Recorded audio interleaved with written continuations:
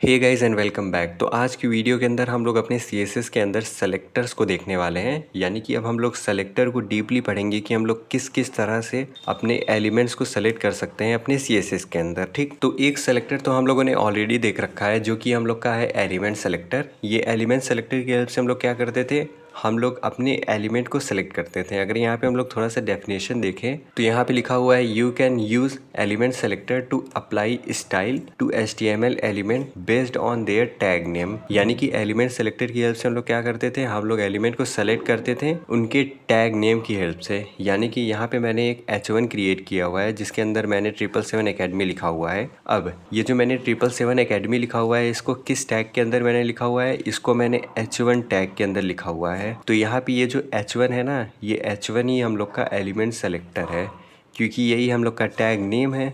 तो हम लोग क्या करेंगे, अब अगर हम लोग को अपने इस 777 एकेडमी पे स्टाइल अप्लाई करना है तो हम लोग डायरेक्टली अपने H1 को ही एक्सेस करेंगे और उस पर स्टाइल को अप्लाई कर देंगे। तो उसके लिए हम लोग क्या करेंगे, हम लोग अपने CSS के अंदर आएंगे और CSS के अंदर यहाँ पे ये हम लोग का जो H1 है ये हम लोग का करंट में सेलेक्टर हो गया।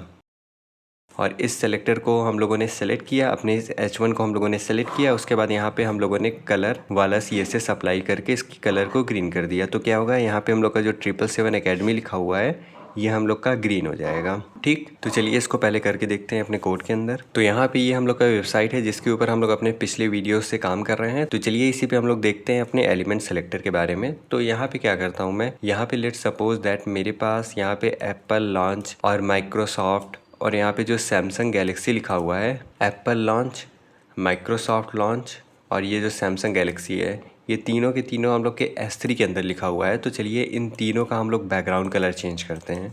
तो मैं क्या करूँगा, अपने CSS के अंदर आऊँगा। अब यहाँ पे हम लोगों ने एलिमेंट सेलेक्टर के बारे में पढ़ा हुआ है। तो यहाँ पे ये जो माइक्रोसॉफ्ट और सैमसंग और जो एप्पल का कंटेंट लिखा हुआ है ये किस टैग के अंदर लिखा हुआ है, ये हम लोग के S3 के अंदर लिखा हुआ है। तो एलिमेंट सेलेक्टर के अकॉर्डिंग क्या है, हम लोग अपने इस टैग नेम को ही लिखेंगे और CSS को अप्लाई करेंगे। तो यहाँ पे आते हैं हम लोग और S3 को लिखते हैं और यहाँ पे मैं कर देता हूँ इसके बैकग्राउंड कलर को ब्लू वायलेट। सेव करते हैं इसको। तो ये देखिए हम लोगों ने क्या किया, हम लोगों ने अपने HTML एलिमेंट के अंदर CSS की प्रॉपर्टी अप्लाई की है based on their tag name. यानी कि यहाँ पे जो S3 लिखा हुआ है ये हम लोग का टैग का नाम ही है। यहाँ पे ये जो S3 है, ये S3 है, ये S3 है, जितनी भी S3 है उन सारे S3 पे ये अप्लाई हो गया हम लोग का। सेम एज यहाँ पे जो हम लोग के पास पैराग्राफ है, ये 3 पैराग्राफ आपको दिख रहे हैं। अगर मैं अपने एक भी पैराग्राफ पे अप्लाई करूँगा CSS, लेट्स सपोज दैट मैं यहाँ पे पैराग्राफ पे आता हूँ और पैराग्राफ पे मैं कलर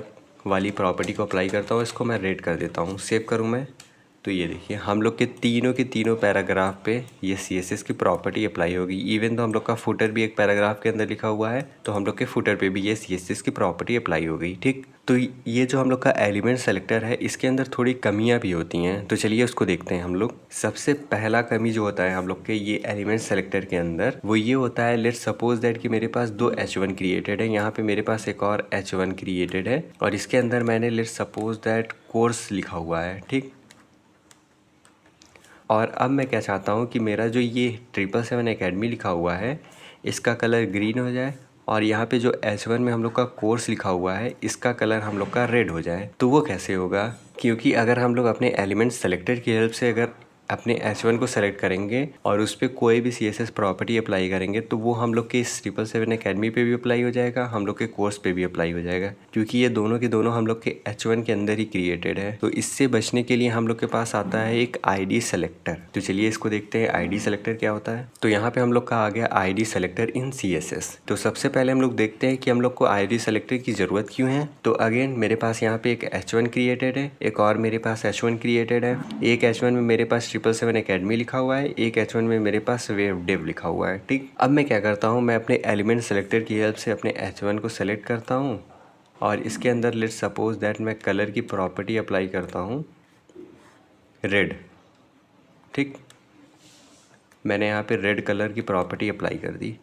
अब यहाँ पे क्या होगा, हम लोग का एलिमेंट सेलेक्टर क्या करता है, हम लोग के HTML के अंदर जितने भी H1 नाम के एलिमेंट होंगे वो सबके ऊपर ये वाली प्रॉपर्टी अप्लाई कर देगा जो कि कलर रेड होगी हम लोग की। तो हमारे इस वाले H1 पे भी अप्लाई हो जाएगा CSS की प्रॉपर्टी और इस वाले H1 पे भी अप्लाई हो जाएगा। बट हम लोग का रिक्वायरमेंट ये है कि हम लोग का जो ये 777 एकेडमी लिखा हुआ है इस पर हम लोग चाहते हैं कि हम लोग का कलर रेड हो जाए, और यहाँ पे जो वेब डेव लिखा हुआ है इस पर हम लोग चाहते हैं कि कलर हम लोग का ब्लू हो जाए। तो ये हम लोग के एलिमेंट सेलेक्टर की हेल्प तो नहीं होगा, क्योंकि हम लोग अगर एक H1 को सेलेक्ट किए तो हम लोग का दोनों H1 सेलेक्ट हो गया और दोनों के कलर का रेड हो गया हम लोग का। इसको एक बार कोड के अंदर हम लोग समझते हैं। तो यहाँ पे मैं क्या करता हूँ, यहाँ पे मेरे बॉडी के अंदर मैं सबसे पहले एक H1 क्रिएट करता हूँ जिसके अंदर मैं लिख देता हूँ 777 एकेडमी, और एक और H1 क्रिएट करता हूँ जिसके अंदर मैं लिख देता हूँ वेब डेव। ठीक, सेव करते हैं इसको।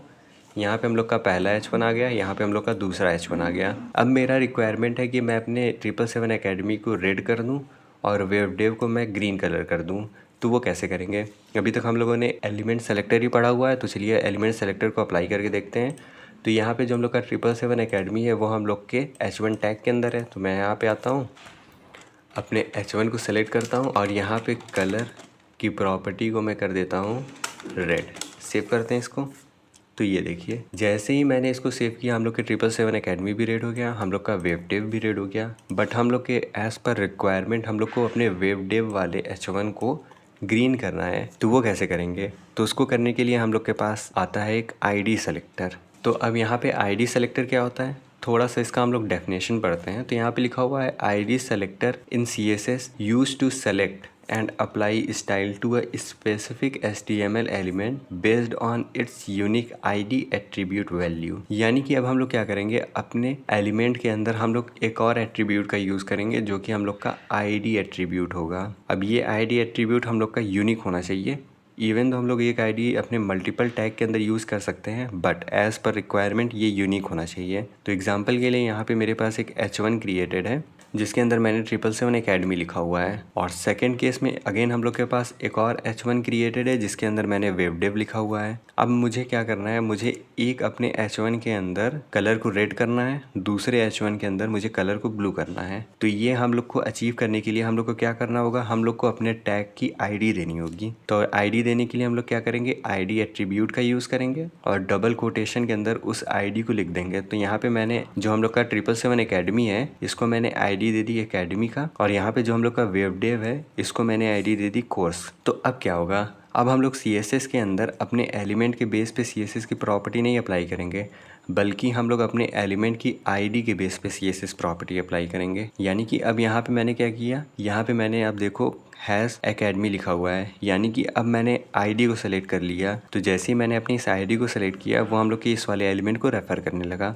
अब सबसे पहली चीज़, जब CSS के अंदर हम लोग ID को अप्लाई करते हैं तो हम लोग ID हैश से स्टार्ट करते हैं। जैसे हम लोग का यूनिवर्सल सेलेक्टर एस्ट्रिक्स का साइन होता था, वैसे ही हम लोग का जो ID होता है वो हम लोग हैश से स्टार्ट करते हैं। तो यहाँ पे हैश, उसके बाद हम लोग की जो ID होगी हम लोग ID लिखेंगे, उसके बाद अगेन हम लोग अपने कर्ली ब्रैकेट के अंदर CSS की प्रॉपर्टी अप्लाई करेंगे। सेम चीज़ हम लोग का जो ये दूसरा ID है जिसका नाम कोर्स है उस पर भी हम लोग यही करेंगे, क्योंकि ये जो हम लोग का कोर्स है ये भी हम लोग का ID है। तो सबसे पहले हम लोग हैश लगाएंगे, उसके बाद ID का नाम, उसके बाद कर्ली ब्रैकेट लगा करके अपनी CSS की प्रॉपर्टी लिख देंगे। अब क्या होगा, अब यहाँ पे हम लोग का जो 777 एकेडमी है इसका कलर रेड हो जाएगा, और जो हम लोग का वेब डेव है इसका कलर हम लोग का ब्लू हो जाएगा। कैसे? क्योंकि हम लोगों ने दोनों की ID सेपरेट अलग अलग यूनिक दी हुई है, तो किसी की भी प्रॉपर्टी किसी और अदर एलिमेंट के अंदर अप्लाई नहीं होगी। बट जब हम लोग यहाँ पे एलिमेंट सेलेक्टर का यूज़ करते थे तो हम लोग एक H1 को सेलेक्ट करते थे, तो क्या होता था, हम लोग का दोनों H1 सेलेक्ट हो जाता था। तो चलिए इस ID सेलेक्टर को अपने कोड के अंदर दिखते हैं। तो अगेन हम लोग अपने इसी के अंदर ID सेलेक्टर देखने वाले हैं। तो यहाँ पे क्या करता हूँ मैं, यहाँ पे हम लोगों ने क्या किया, हम लोगों ने एलिमेंट सेलेक्टर की हेल्प से सेलेक्ट किया और इसकी कलर हम लोगों ने अप्लाई कर दी, तो दोनों पे कलर आ गया जो कि हम लोग को नहीं चाहिए। तो हम लोग क्या करेंगे, अपने दोनों एलिमेंट को ID देंगे, एक यूनिक ID। तो सबसे पहले वाले को मैं ID देता हूँ, ID इक्वल कोटेशन मार्क के अंदर हम लोग लिखेंगे। अब इसकी ID मैं दे देता हूँ एकेडमी, और सेकंड वाली की ID मैं दे देता हूँ कोर्स। आप ID कुछ भी दे सकते हो। अब अगर मैं इसको सेव करता हूँ, ठीक है, तो यहाँ पे कोई भी चेंजेस नहीं आया। क्यों नहीं आया? क्योंकि यहाँ पे हम लोगों ने ऑलरेडी H1 अप्लाई कर रखा हुआ है। तो मैं क्या करता हूँ, मैं यहाँ से इसको रिमूव करता हूँ, सेव करता हूँ मैं इसको, दोनों के दोनों हम लोग के ब्लैक हो गए। ठीक, अब मैं सबसे पहले अपने एकेडमी के ऊपर अप्लाई करना चाहता हूँ CSS प्रॉपर्टी। तो मैं क्या करूँगा, मैं अपने ID के बेस पे इसको सेलेक्ट करना चाहता हूँ। तो हम लोग का जो 777 एकेडमी है इसकी ID क्या है, इसकी आईडी हम लोग की एकेडमी है। तो यहाँ पे आएंगे हम लोग, सबसे पहले क्या करना है हम लोग को आईडी यूज़ करना है, तो हम लोग हैश लगाएंगे। तो यहाँ पे मैं हैश लगाऊंगा, उसके बाद मैं यहाँ पे एकेडमी लिखूँगा। अब यहाँ पे हम लोग अपनी CSS की प्रॉपर्टी लिख सकते हैं। लेट्स सपोज दैट मैं इसके कलर को रेड करना चाहता हूँ, तो मैं रेड लिख करके सेव करता हूँ इसको। तो ये देखो हम लोग के 777 एकेडमी के ऊपर रेड कलर अप्लाई हो गया, बट हम लोग के वेब डेव के अंदर अप्लाई नहीं हुआ। क्यों नहीं अप्लाई हुआ?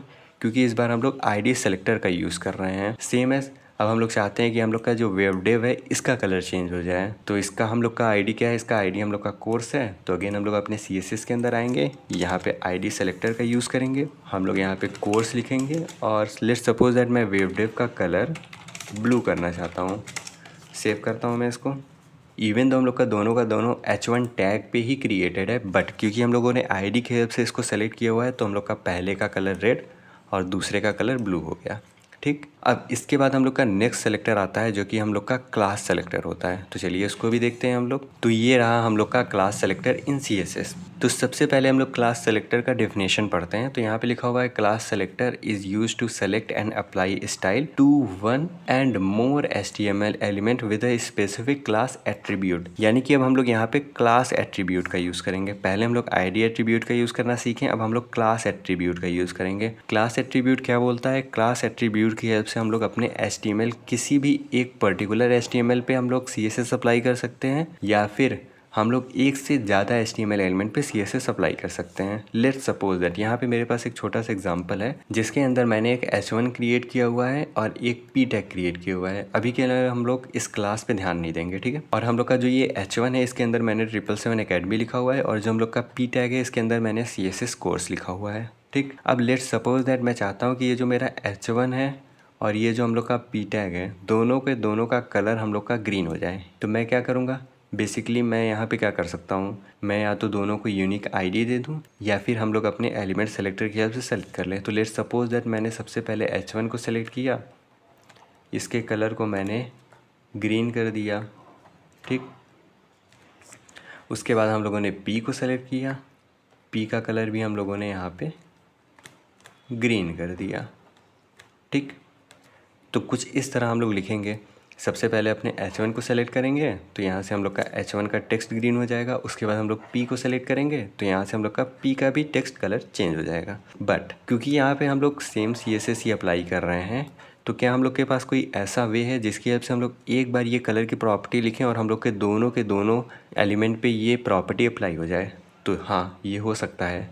उसके लिए हम लोग के पास आता है क्लास एट्रीब्यूट क्लास सेलेक्टर। तो क्लास सेलेक्टर के लिए हम लोग क्या करेंगे? सबसे पहले यहाँ पे क्लास एट्रीब्यूट लिखेंगे, दोनों में हम लोगों ने क्लास एट्रीब्यूट लिखा और इक्वल्स टू करके मैंने यहाँ पे हाईलाइट दोनों के अंदर पास कर दिया। यहाँ पे एक चीज़ इंपॉर्टेंट है कि क्लास के अंदर जो भी हम लोग क्लास देते हैं वो हम लोग का यूनिक भी हो सकता है। किसी एक एलिमेंट के ऊपर अप्लाई करेंगे हम लोग क्लास तो यूनिक रखेंगे, और एक से ज़्यादा के ऊपर अगर हम लोग को अप्लाई करना है तो वो हम लोग क्लास सेम ही रखते हैं, ठीक।